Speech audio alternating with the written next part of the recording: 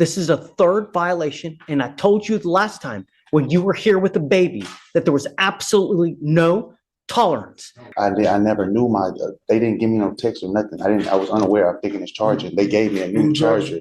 It's the clearly, first time. just please stop talking. Let me talk.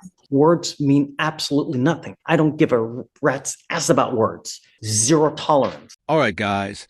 Today we're watching a defendant who somehow thought it was a good idea to shut off his GPS tether for 3 straight days, while also harassing his child's mother. And now he's standing in front of Judge Fleischer with a full list of excuses ready to go. If you watched Judge Fleischer before, you already know he has zero tolerance for this kind of behavior. And this guy is about to get a serious reality check. So the big question is, was this an honest mistake? Or is he blatantly trying to play the system?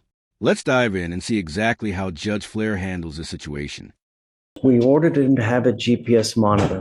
We admonished you last time that there was absolutely zero tolerance. And now we have a third bond violation.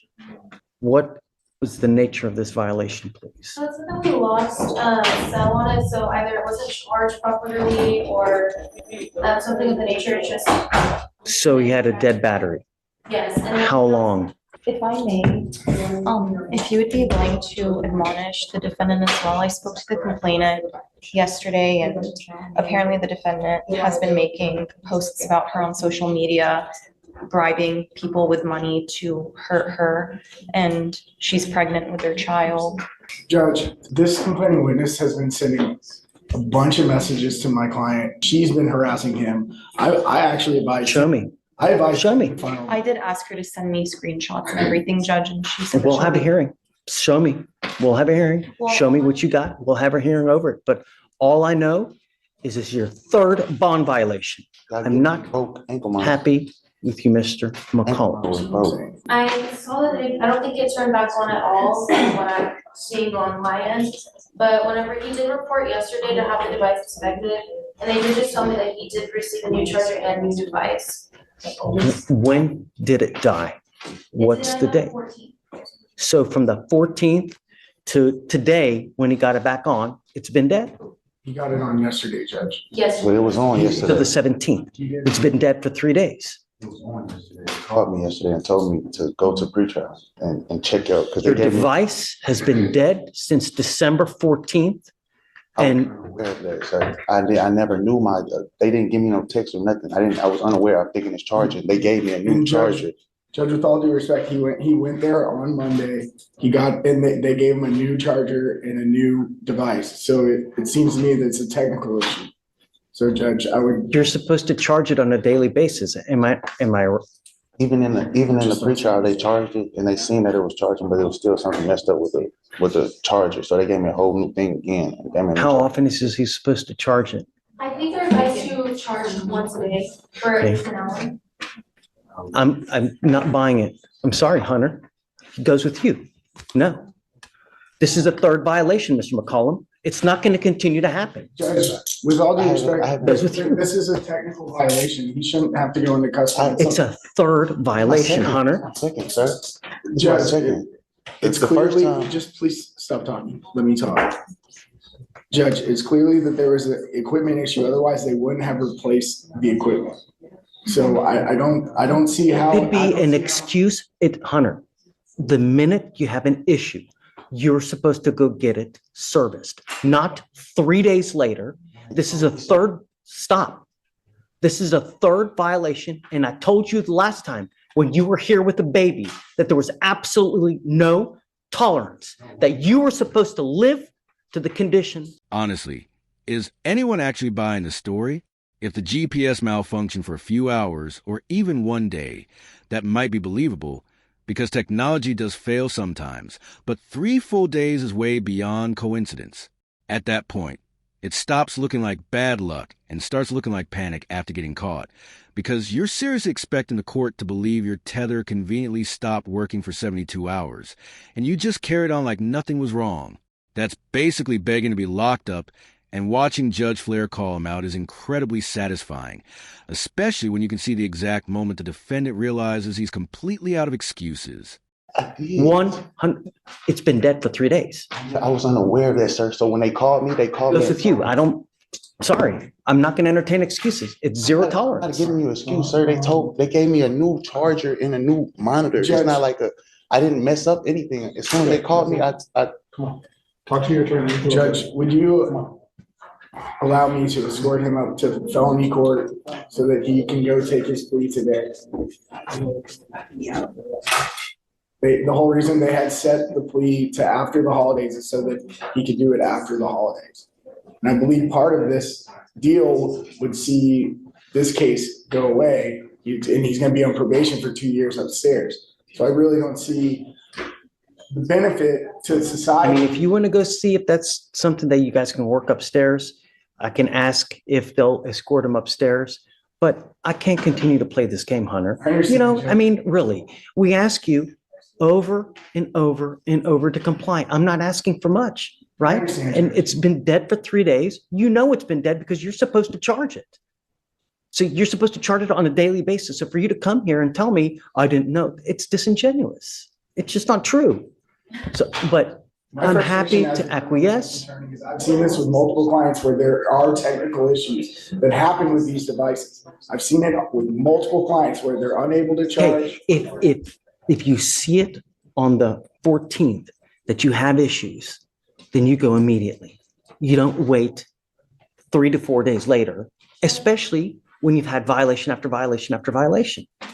I think that your complaining witness may be here too. Rosette, CW may be here as well. Judge, I'm not sure. So I don't know, Hunter, just, I believe that's for a judge. okay, ma'am, please don't. If you want to, I think pretrial has something to say. I don't know what they have to I say. reached out to my supervisor of these devices just because I'm not super well versed in the GPS realm, but he stated that the reports for his GPS appear to show an issue with overcharging, which can lead to a charger problem. They're instructed to charge for 1 full hour on the same time each day, and that the tech swapped his device as a precaution as it was likely that malfunctioning. but why wait 3 days? You know the device is malfunctioning on the 14th. You're going to wait 3 days to go get it fixed? I was just informing of what my supervisor told me because I asked somebody to look over the report.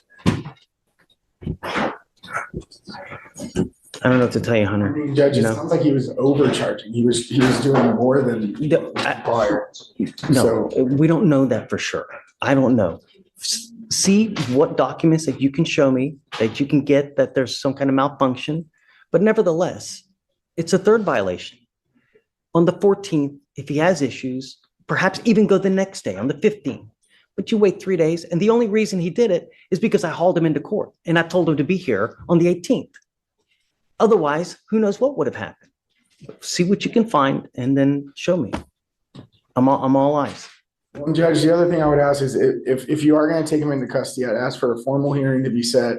And since this was set within less than 24 hours, I do believe it violates his due process to go ahead and take him into custody today. Yeah, Just show me what you can find, Hunter. You know, Eddie, Judge, real quick, Judge, I was just thinking. save the drama for your mama. Okay. This is exactly why Judge Flair stands out, because he stays calm and controlled instead of being angry all the time. But he absolutely knows when it's time to bring the hammer down.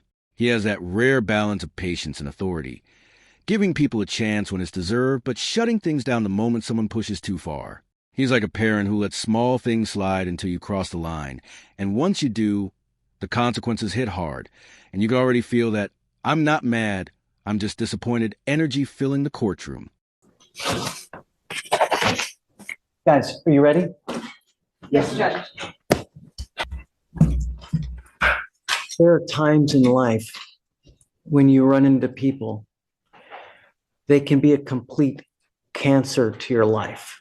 Some people thrive on drama. That's how they get off. That's all they like. They like to just create. If you have people in your life like that, it's probably advisable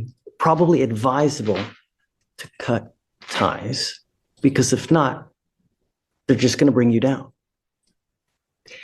We all have people like that in our life. We do. I do. I have people that are constantly after me as well. I do everything in my power to get away so that it doesn't bring you down. The problem is, Mr. McCollum, is when we have situations where there are repeated bond violations, I take issue with that.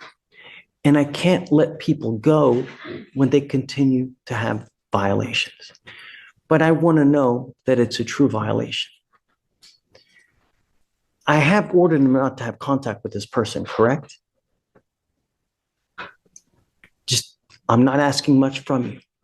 The only thing I'm asking you to do is stay out of trouble, keep your monitor on, and don't have contact.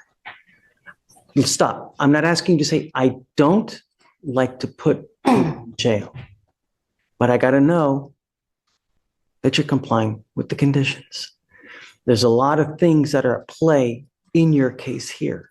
There's a lot of other evidence that's out there that I would like to see before I take action and put you in. They're saying things that happen. Hunter is saying things that happen. I want to know what the truth is.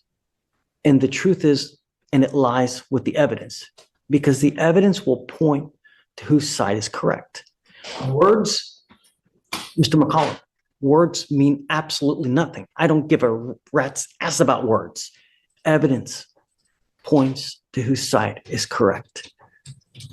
I am going to give you some time, not a lot, but I'm giving you to Friday to figure out what's going on, because I want to know.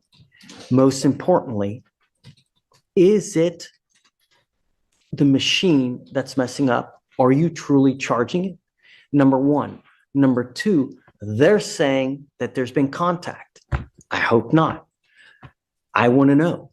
I want to see it. Show me what you have. Likewise, show me what you have too. I'm all ears. I'm giving you the benefit of the doubt right now. If I wasn't, I would lock your butt up right now. But I'm giving you the opportunity now to show me what evidence is out there. Show me what you're doing. I want to know, are you charging this device as it should be? There are records of this. You know what the expectation is. I'm giving you time, Mr. McCollum, and I'm giving you the opportunity. I want to see it. Likewise, I want to see in what validation they have as well. That's it. We will reconvene here Friday because I want to know what Hunter has. I want to know what they have. Is that enough time? Yes, Judge.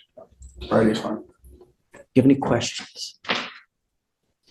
You know what? It's better not that you don't. If you have any questions, talk to Hunter. But I'm giving you the opportunity. All I want to know is, are you abiding by it? Are you abiding? That's all I want to know. Okay. See you Friday. I'm not going to lie. I think Judge Flair may have been a little too generous here, because the signs that this defendant was lying were hard to ignore, from the awkward excuses to the 3-day delay in reporting the GPS issue. The law is clear that if your tether goes offline, even if it's not your fault, you're supposed to report immediately, not wait days and hope nobody notices. Judges deal with lies every single day, and once they start thinking someone is wasting the court's time, second chances disappear fast. So if this guy messes up again, I highly doubt he'll get the same leniency. Let me know what you think. Was Judge Flair too soft, or did he make the right call? And if you enjoyed the video, don't forget to like and subscribe, because I post every single day and really appreciate you all for watching.